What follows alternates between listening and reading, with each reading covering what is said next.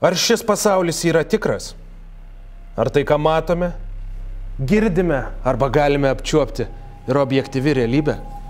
Mes su savo tais protais visą laiką galvojam, kad viską žinome. Tačiau egzistuoja dalis individų, turinčių ypatingų galių ir matančių tai, ko mes nematome. Vieni jos vadina šarlatanais, kiti išganytojais. Todėl leiskime šiandien su jumis į antgamtinių reiškinių sūkurį, iš kurio išlindę tik jūs patys galėsite savo pasakyti, ar vis dar esate skeptikai. Arba tiesiog žiūrime ekstrasensų mūšį, ką žinau.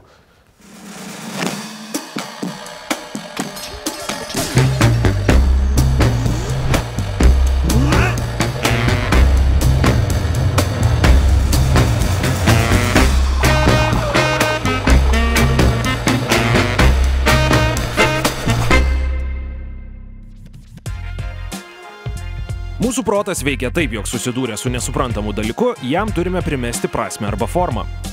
Manoma, kad pirmosios rastos dramblių kaukolės galimai sukūrė vienaakių pabaisų mitus. O pirmą kartą pamatę tokią kaukolę, tikrai greičiausiai irgi imtumėte galvoti apie drakonus, o ne apie tikrąjį padarą, kuriam jį priklauso.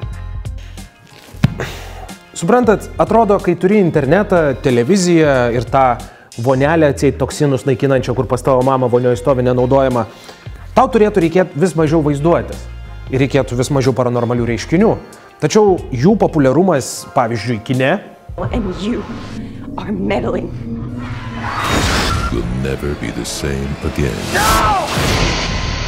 White noise. ir televizijoje rodo visai ką kitą. There's an evil entity in the house. You are about to see real people. I was terrified beyond belief. Reliving horrifying paranormal encounters. Ir kaip dabar atsimenu tą naktį, jaučiu, vaiduoklis lenda man po kaldra ir mano patėvė balsu sako, duok už pempeliuko paimti, tai nieko nebus. Ir aš ryte klausiau, sakė, nieko nedarė jisai, tai jeigu čia nėra vaiduoklių įrodymas, tai aš nežinau tada.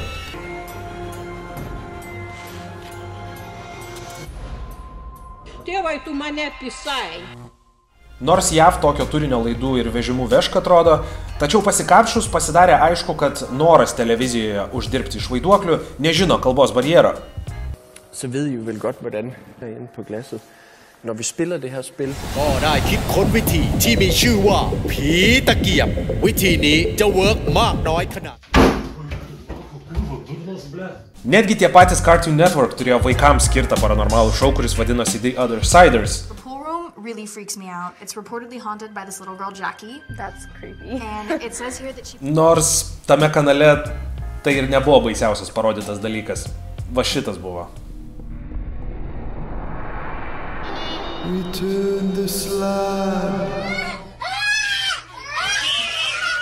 Kaip jau matote, tokio tipažo šou turi tam tikrą filmavimo formulę. Turi žinoma būti naktinio matymo kamera, žiūrėjimas išplėtus akis į ją, gilus kvėpavimas ir žinoma mažiausių šūdelių išpūtimas į didžiulius dalykus, kad atrodytų, kad filmavimo vietoje vaidenasi. I don't like it here.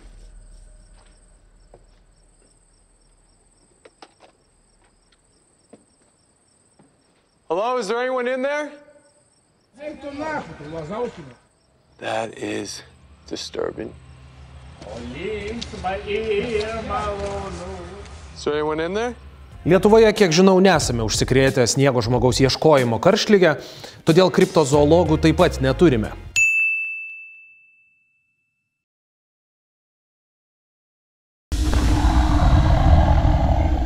I start talking to the thing, like, it's okay, we're leaving, and I'm like, my God, because I had waited years to have that kind of an encounter, and I just had it, and I'm just like, I don't care what any other doubters say.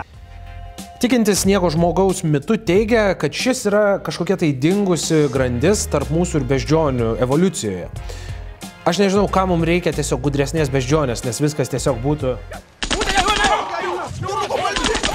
Gerai, gal kažkiek ir sumelavau su ta kriptozoologija. Iš tikrųjų, Lietuvoje turėjome kadaise tokią laidą pavadinimu TV detektyvai, kurioje buvo gaudoma čupakabra, kuri Tauragės apylinkėje gėrė gyvulių kraują. Tačiau tokios laidos pas mus ilgai neišsilaiko Lietuvoje. Pas mus labiau įsitvirtino, gal nors ne, šaknis įleido ir niekaip jų ištraukti nesiruošė. 2007 pradėtas kurti. Netgi iš Rusijos švietimo ministerijos papeikimą už pseudomokslo populiarinimą gavęs. Vienintelis, nepakartojamas. 14 sezonų rodomas.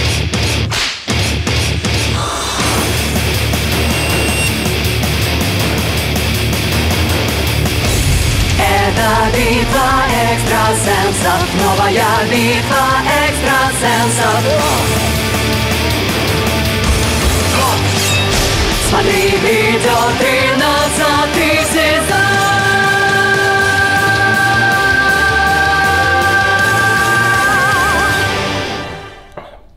Поанализуем, каждому.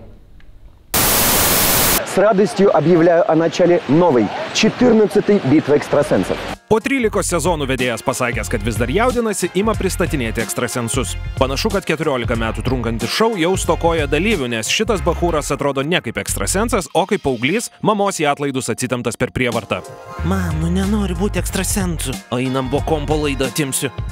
Antroji rūšis, kurią galima išvelgti minioje, yra mane kartą jogos treneris atveldė ir nuo šiol man čakros atsivėrė ekstrasensė. Žinoma, turime damą su savo šlapimo mėginiu, kuriai vienintelis kol kas išburtas dalykas iš spalvos būtų kepenų cirozė.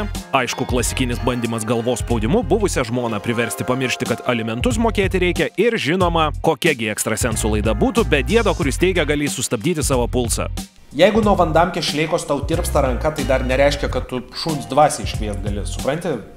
Kuo tave bloga kraujotaka padaro ekstrasensų. Taip pat peržiūrinėdamas ekstrasensų mūšio epizodus, pastebėjau, jog norėdami išlaikyti žiūrovo dėmesį, kūrėjai naudoja labai efektingą montažą.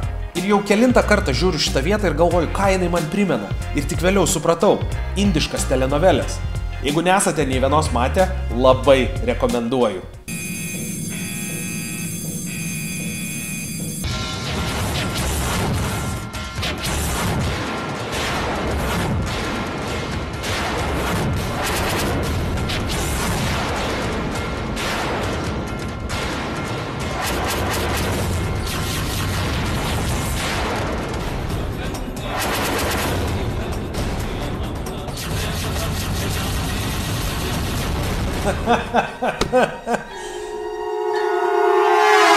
Kas?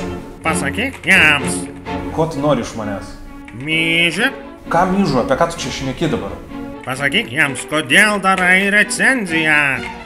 Nes noriu žmonės apšviesti apie ekstrasensų mūšį. O ką? O kad hostinger.lt tave remia, tai nieko bendro. Nu ir kas, kad remia? Ir kad su tavo kodu hostinger.lt žmonės galės gauti 15% nuolaidą hostingo, tai yra svetainių talpinimo paslaugoms ir tu už tai pinigus gauni. Paminėti nereikia? Gal aš pamiršau? Ką tu pamiršai? Kad 3 mėnesius nedarai turinio ir grįžti tik tada, kai tau kažkas pinigų pasiūlo? Aš padarytas iš kaulų, bet tu tikrai beširdis ir parsidavėlis. Koks dar parsidavėlis? Tu iš mano pinigų valgai, tu po mano stogu gyveni. Что случилось? У меня половина экстрасенсов не заходит в зал. Почему? Под предлогом, что человек шахид, у него бомба. Vėliau ekstrasensai yra suleidžiami į salę, kurioje bus vykdomas pirmasis iššūkis, skirtas įsitikinti, kurie iš jų pateks į šou. Tačiau dalis neina į vidų, nes jaučia viduje mirtininką su bomba. Krizė buvo išspręsta patikrinant moters su burka tašę. Stay klasė ekstrasensų mūšį, ne? Tai koksgi tas minėtasis iššūkis? Ogi reikės atvykusiems atspėti, kas yra už juodos širmos, naudojant tik savo galias. O už jos yra...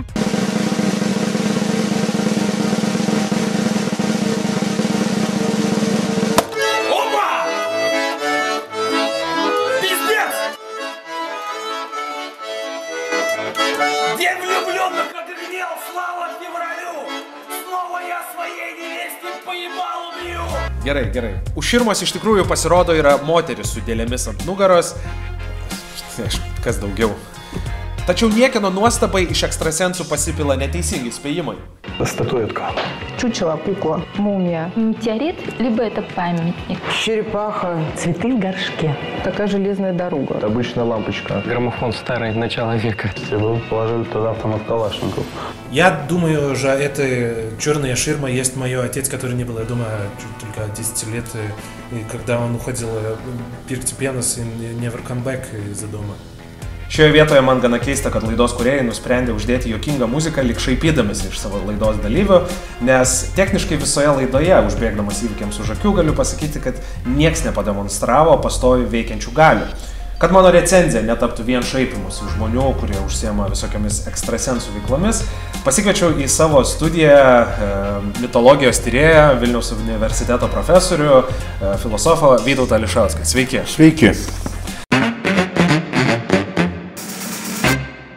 Pasaulis šiuolaikinis, turime internetą, turime televiziją, vis mažiau tamsių kampelių, vis mažiau žmonėms reikia vaizduotės. Bet vat kaip reikia mums tos antgamtinės pusės, taip reikia. Kodėl? Aš sakyčiau, yra atvirkščiai. Šiuolaikinis pasaulinio toks mokslinis vaizdas, kurį siūlo mokslas, jis yra vis labiau nesuprantamas. Iš tikrųjų, kas iš mūsų čia gali paaiškinti dabar, kas ten yra bozonas, kas supranta, kaip veikia genų, visokiausi sąveikos. Šia prasme mokslinis pasaulis yra tamsus ir nesuprantamas, mislingas. Kita vertus, jis labai šaltas, jame nėra nieko, kuo tu galėtum pasitikėti. Jeigu iš pasaulio išvejama ypač religija ta tikrąja žodžio prasme, tai tada vis tiek žmogus turi poreikį kažkuo kliautis, kažkam deleguoti savo gyvenimo dalį, ypač kritinėse situacijose. Ir tada, aišku, norisi tikėti, kad yra kažkokios galios, kad yra kažkokios dvasios, kurios mus valdo ar mumis rūpinasi, kad egzistuoja kosminė sąmonė, kuri apie mus žino. Va tokie dalykai ir jie, manau, čia veikia. Man yra tekę kažkada eiti namus ir mano radija pati yra įsijungus, tai žinokit, mano netikėjimas vaiduokliais tai sekundai dingo trumpai. Vaiduokliai vargiai domisi radiotechnika, bet jie greičiausiai netokie avangardiški. Ar galima laikyti prietaringumą silpnybę, ar manytumėt, kad tai tiesiog žmogiška labiau būtų? Čia priklauso nuo žmogaus pasaulėvaizdžio. Jeigu žmogus daugiau nieko neturi, tai jam labai sunku išvengti prietaringumo. Sakyčiau, ir tokios laidos, aišku, tą prietaringumą palaiko, nes būtent jam stengiamasi sudaryti įspūdį, kad tai yra realybė, kaip sako pats žanras, lygiai taip pat, kaip stengiamasi sudaryti įspūdį, kad realybė yra visi tie žmonių santykiai, kurie rodomi kitokiose, ten, pavyzdžiui, žvaigždžių realybės šou ir panašiai. Žmogus pirmiausia, toks, kuris labai mėgsta tą ekstrasensų mūšius, ar ne, turėtų pagalvoti, o jeigu tie dalykai yra rimti ir tikrai, kurias ten rodo, ar tie žmonės tikrai eitų į šou, ar toksai žmogus jisai tą savo galės šitaip taškytų ir demonstruotų, ar pagarbiai žiūrėtų ir stengtųsi jas palenkti geram ar blogam tikslui, nesakysiu, bet palenkti aukštesniam tikslui. Ir šitas šou elementas aiškiai rodo, kad tai yra, ne apie tai čia mes kalbam. Tai taip, manau, ir užbaigčiau mūsų diskusiją. Ačiū Jums labai, trumpai, tačiau labai informatyviai. Tai profesorius Vytautas Ališauskas, o dabar mes galime grįžti prie recenzijos. Pamenat, užėjus profesoriui Ališauskui, sakiau, kad nenoriu paversti šios recenzijos vien šaipimus iš tų ekstrasensų. Melavau. Štai bičias darantis juokingus garsus. Его не слышно было, но он... Pasibaigus dėlių išbandymui ir iš esmės niekam normaliai neatspėjus, kas yra už širmos, savimi apsipatenkinęs grįžta mūsų vedėjas. В эфире новая 14-я битва экстрасенсов. Уникальный проект, в котором мы ценим людей не за их человеческие качества, а за их нечеловеческие способности. Net Šekspyras nebūtų geriau parašęs, ne? Man šitas jo pasakymas primena tas nieko nepasakančias kvepalų reklamas, kur svarbu tiesiog būtų nespalvotas filtras uždėtas ir kokia tai įkvepianti frazė pasakoma. Vandenį geriam ne tam, kad būtume ištroškę, o tam, kad būtume neištroškę. Aqua by Klajumas.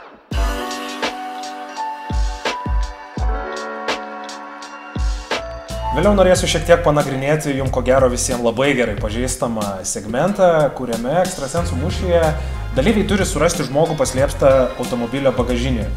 Tačiau supratau, kad turi būti šitą recenziją balansuota ir turiu išgirsti ir daugiau ekspertų nuomonę.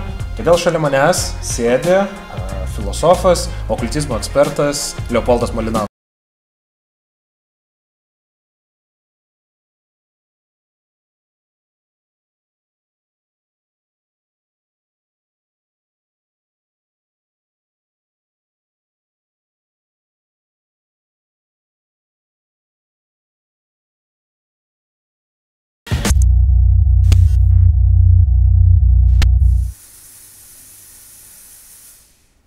Atrodo, kad aš šaibą dedu tokią. Don't swing on niggas, they got bad behavior. My 415s woke up the neighbors.